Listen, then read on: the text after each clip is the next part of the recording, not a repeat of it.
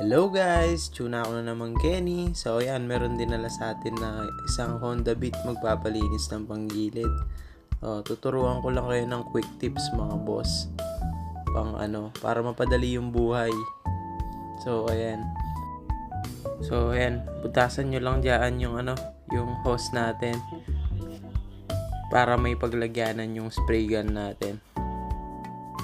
Diyan dadaloy yung hangin mga boss. So, ayan. Samplein na natin mga boss. DIY panlinis ng panggilid. Okay na to. Shoutout nga pala dun sa nagturo sa akin nito. Mang Temoy, mabiye ka pa. Pwede na mga boss, panlinis ng panggilid. Okay na to. Yung ganyan diskarte mga boss, pwede naman yan yung gas. Kaso nga lang, masisira yung oil seal natin kung palaging gas. Yung panlinis natin. Kaya kung sobrang kung sobrang dumi na, pwedeng gas na lang yung panlinis natin. Pwede din yan boss pag naglilinis kayo ng mga front sprocket. So ayan guys, thank you for watching. Okay na to.